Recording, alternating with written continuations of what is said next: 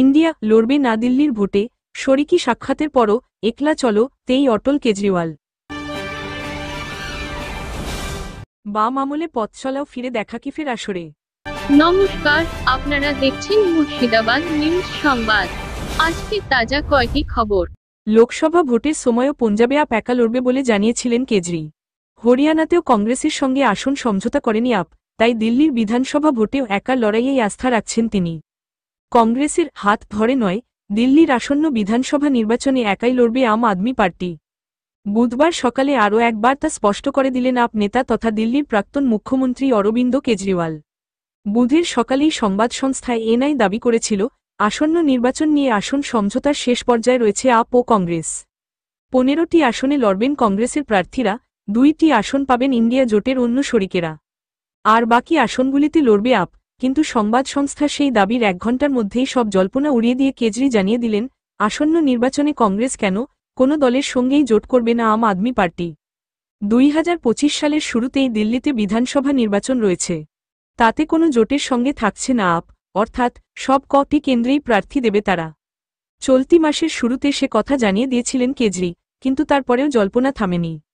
তা আরও বৃদ্ধি পায় মঙ্গলবার ইন্ডিয়া জোটের নেতা শরদ পাওয়ারের সঙ্গে তার বৈঠকের পর। সেই আবহেই প্রাক্তন মুখ্যমন্ত্রী আরও একবার মনে করিয়ে দিলেন, নিজের শক্তিতেই আগামী নির্বাচনে লড়বে আপ। 2015 সাল থেকে দিল্লিতে ক্ষমতায় রয়েছে আপ। 2020 সালের বিধানসভা নির্বাচনে দিল্লি বিধানসভার 70টি আসনের মধ্যে 62টিতেই জিতেছিল আপ, মাত্র 8টি আসন জোটে বিজেপির। গত 26 বছরের চেষ্টাতেও দিল্লির গড় ভাঙতে পারেনি কেন্দ্রে টানা 3বার জিতে আসা দল। খাস রাজধানীতে বারবারই হেরে গিয়েছে তারা। যদিও এই প্রথমবার নয়, এর আগেও লোকসভা নির্বাচনের সময় পঞ্জাবে আপ একা লড়বে বলে জানিয়েছিলেন কেজরি। হরিয়ানার ভোটেও কংগ্রেসের সঙ্গে কোনো আসন সমঝোতা করেনি আপ, তাই দিল্লির বিধানসভা ভোটেও একার লড়াইয়ের উপরেই আস্থা রাখছেন কেজরি। উল্টো দিকে দিল্লি কংগ্রেসের সভাপতি দেবেন্দ্র যাদবও সরাসরি বলেছেন, আপের সঙ্গে জোট করা কংগ্রেসেরও ভুল ছিল। আগামী নির্বাচনে শহরের 70টি আসনে একাই লড়বে কংগ্রেস। এর মাঝে অবশ্য পাশা উল্টেছে, দলবদল করে আপে যোগ দিয়েছেন বিজেপি ও কংগ্রেসের একাধিক নেতা।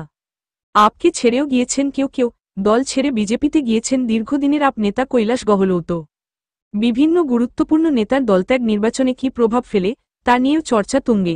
দিল্লির আবগারি দুর্নীতি মামলায় গত 21শে মার্চ দিল্লির তৎকালীন মুখ্যমন্ত্রী কেজরিওয়ালকে গ্রেফতার করেছিল ইডি। তারপর থেকে জেলেই ছিলেন কেজরি। জামিন মঞ্জুর হওয়ার পরেই অবশ্য দিল্লির মুখ্যমন্ত্রীর পদ থেকে ইস্তফা দেন তিনি। তার শূন্যস্থানে নয়া মুখ্যমন্ত্রী হন আপ নেত্রী অতিশী মারলেনা, তবে মুখ্যমন্ত্রীর দফতরে কেজরির চেয়ারটি খালিই রেখে দেওয়া হয়। 2001 এর উদ্বোধনে ফ্রেমবন্দি নতুন মুখ্যমন্ত্রী বুদ্ধদেব ভট্টাচার্য, কলকাতার মেয়র সুব্রত মুখোপাধ্যায়, কেন্দ্রীয় তথ্য ও সম্প্রচারমন্ত্রী সুষমা স্বরাজ।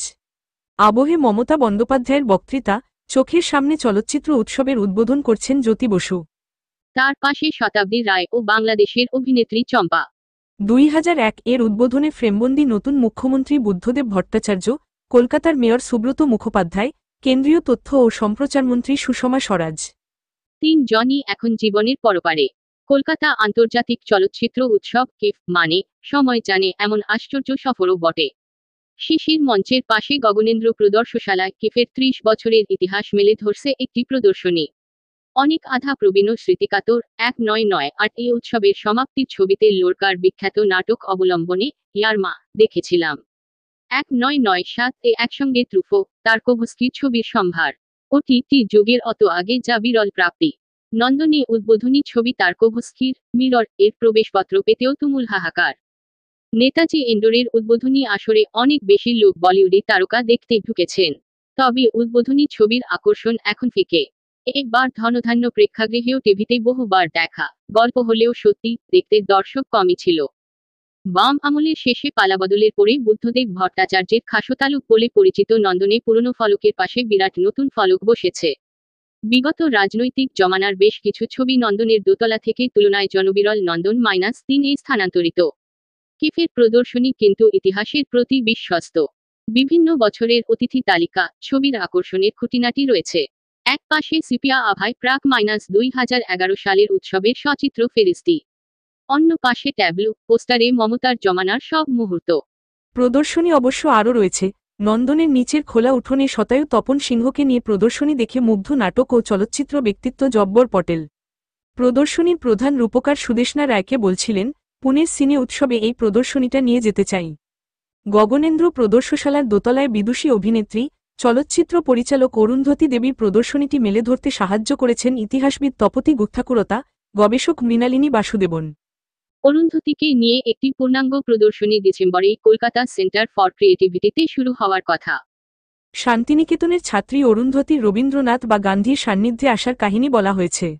হরিসাধন দাশগুপ্তের শতবর্ষের প্রদর্শনীতে 1982 সালে তাকে লেখা বন্ধু সত্যজিৎ রায়ের চিঠি। সত্যজিতের নকশায় সোনালী হরিসাধনের বিয়ের কার্ডও প্রদর্শনীর প্রাপ্তি। হরিসাধন, সোনালী, ইংরিড বার্গম্যানদের সম্পর্ক বা অরুন্ধতী তপন সিংহের দাম্পত্য কথায় উঠে আসে বাঙালির পূর্বপুরুষ, পূর্বনারীর সামাজিক ইতিহাসের দলিল। শতায়ু ক্লাবের সদস্য মার্চেলো মাস্ত্রোয়ানি, মার্লন ব্র্যান্ডোকে নিয়ে প্রদর্শনীও বেশ আকর্ষক। তপন সিংহ ফাউন্ডেশন, অরিজিৎ মৈত্র, অরুণ রায়, সৌনক চক্রবর্তীরা প্রদর্শনীগুলি সফল করতে সাহায্য করেন। কিফ মানে বিকেলে নন্দনের সিঁড়িতে ঠাসা ভিড়, উৎসব চত্বরে মঞ্চে টিভি তারকাদের নিয়ে আদিক্ষেতায় বিদগ্ধ সিনেফিলের ভ্রুকুঞ্চন, আবার নকল গেস্ট কার্ড, ডেলিগেট কার্ড দেখিয়ে হলে ঢোকার চেষ্টারও বিক্ষিপ্ত অভিযোগ। এর মধ্যে সবার জন্য খোলা প্রদর্শনীর আসরে সিনে ইতিহাস চর্চা ভালো লাগার রেশ রেখে গেল।